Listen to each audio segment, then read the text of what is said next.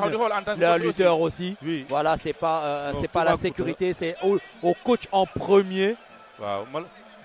Malheureusement. Au coach en premier de discipliner leurs athlètes. Parce que là, en attendant, Sitor il est là debout. Non, mais pour nous donner l'information. Il attend que ça se calme un peu. Effectivement, il attend que ça se calme.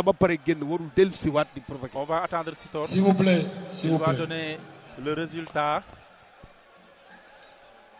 du recours qu'avait déposé la région de Dakar. Combat Banginonu. Il faudrait que les lutteurs se calment. Voilà, pour qu'on puisse avancer. Ça retarde l'événement. On sait que ça, c'est la fatigue en fait. La fatigue, ils sont là depuis 16 heures. Ils commencent à être nerveux un petit peu. À partir d'un certain temps, la fatigue, le cerveau aussi a des difficultés à agir avec lucidité. Et là, ça se voit. Il faut qu'ils se calment pour que les choses puissent avancer et qu'on puisse finir cette belle soirée. Voilà, merci beaucoup. Gars, s'il vous plaît, André Nagdal Touti. Gars, you tempérez tout. S'il vous plaît, les lutteurs. Gars, nous tempérons tout.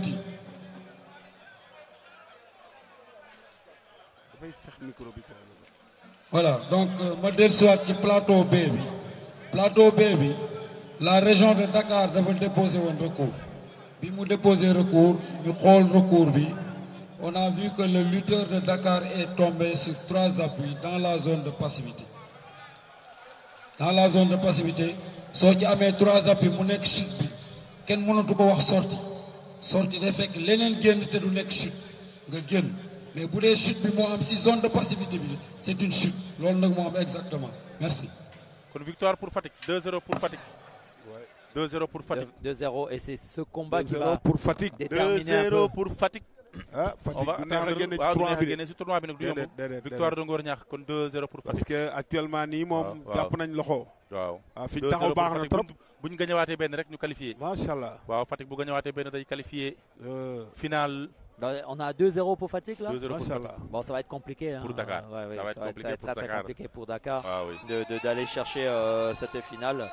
Mais cette finale par équipe. Mais contre Toubacouta aussi dafa am recours. waaw dafa am recours la ñuy xaar ñoom Mbaye délégué dañ déposé recours loolu la ñuy xaar. Il y a énormément de recours. On a le commentaire de Matt Sen qui nous dit voilà, il fait nuit et il y a beaucoup de recours. Il y a beaucoup de recours. Effectivement. Je plains les gens qui sont en Europe. Qui sont en train de regarder et qui aiment la lutte. C'est ça, malheureusement, parce que chez eux, il est déjà minuit. Il est minuit 47 pour ceux qui sont du côté d'un autre continent. Donc, on va repartir. Mbaye Diop Palmarin, Dakar Fatick. Mbaye Diop Palmarin, Dakar Fatick. Dakar Fatick. Mbaye Diop. Ndeysaan moom ak El Hadj Diouf. Moom la ñu woowee Mbaye Ordi. Mbaye jàmbaar la de. Mbaye Ordi. Bërekat la de. El Hadj Diouf. ak Mbaye Diop Palmarin. El Hadj Diouf moom la ñu woowee Mbaye Ordi. dafa mel ni ñoom xamante nañu de. jël na ko El Hadj Diouf ak Mbaye Diop Palmarin. Mbaye Diop Palmarin mooy Dakar. Mbaye Diop naax ba. dalay xalab de dalay xalab. loolu forum boo ko fa dégloo boo ko fa xaaree dina la xalab. boo ko fa xaaree dina la xarab. boo ko fa xaaree gis nga pied droit bi. appui bi mu jël noonu moo koy may appui. looloo koy may appui. Mbaye Diop ak El Hadj Diouf dafa am bëre bu ndoxtu bëre bu doy waar. Fatick Dakar daw na jël ko mu bañ. Voilà, il faut une victoire de Dakar pour pouvoir remonter, pour pouvoir revenir un peu. À 3-0, ça va être compliqué de revenir. Là, il faut une victoire. Il faut absolument une victoire de Dakar. À 3-0, c'est terminé. Pour redonner espoir à cette équipe de Dakar. À 3-0, ce sera impossible à remonter. Ça sera terminé. Ce sera terminé, voilà. Ça sera terminé. À 3-0, ça sera terminé. Parce que c'est 5 lutteurs. Toujours mi ngi tenté naax bi. Attention. Mbaye jël nañ la da ngay génn wala Mbaye Diop. Attention ici. Il sort. Mbaye Diop arbitre qui va stopper, qui va les ramener au centre. Mbaye sera sanctionné d'un avertissement pour sortie. Le combat bi nag du yomb pour Mbaye Diop. Allez, c'est reparti. Il faut que Dakar. On reprend le combat. Voilà, il faut que Dakar égalise au moins un. Mbaye Diop. El Hadj Diouf Fatick. El Hadj Diouf ceinture rouge. moo féete ndijoor Il faut que Dakar égalise au moins 1 pour pouvoir revenir à 2-1. Pour pouvoir revenir dans la course. Dans la course, oui. Pour pouvoir oser espérer. Exactement. Oui. Pour oser espérer. Parce que ce n'est pas fini ici à l'Arène nationale. En attendant, on attend le recours du combat. On attend le recours. Délégué. Attention! C'est terminé. C'est terminé. Victoire de Fatick. 3-0, c'est impossible à remonter. Victoire de Fatick. Fatick en finale. C'est terminé. Dakar éliminé. Dakar éliminé en demi-finale. Dakar éliminé en demi-finale. Dakar malheureusement. Victoire de Fatick. Malheureusement, Dakar qui voit Fatick qui se hisse en finale. Oui, et assez logique, on va dire, quand même face à Dakar. Elle a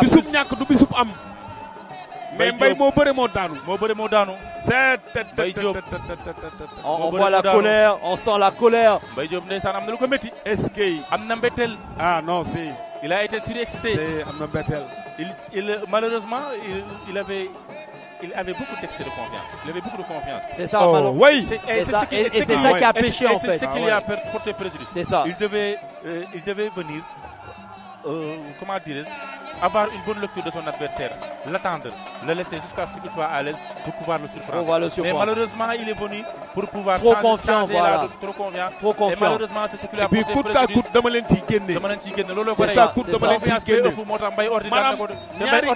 puis, ñaari clé yi mu tante yépp benn bu ci ne assuré wul bari la nak lolo tax ñak na combat bi victoire de Fatick.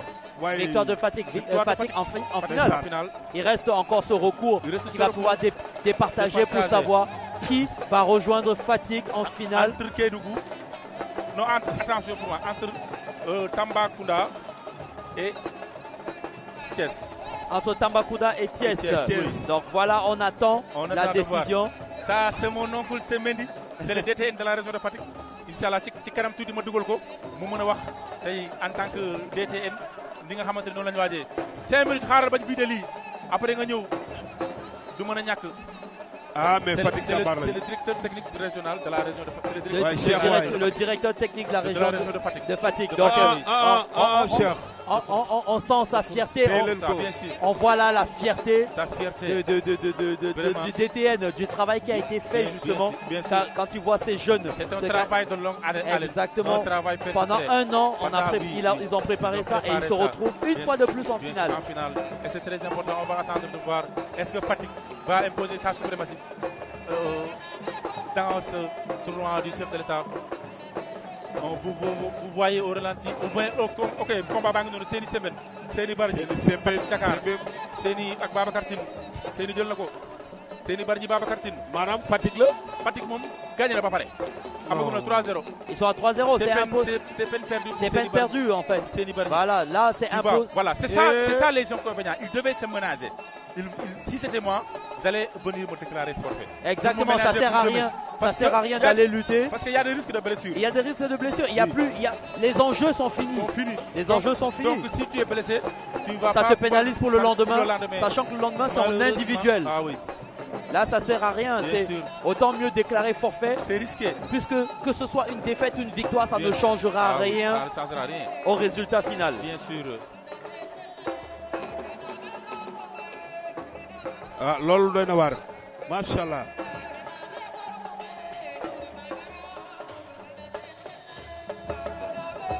Aïcha, day am avertissement.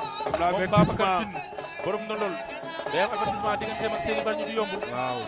Babacar Tine di nuyu waa ndondol yëpp Ngor Tine depuis ndondol maa ngi lay nuyu maa ngi nuyu Mame Thierno. Dafa jàpp baaraam bi. Mame Thierno maa ngi lay nuyu bu baax a baax di la ziar di la ñaanal jàmm.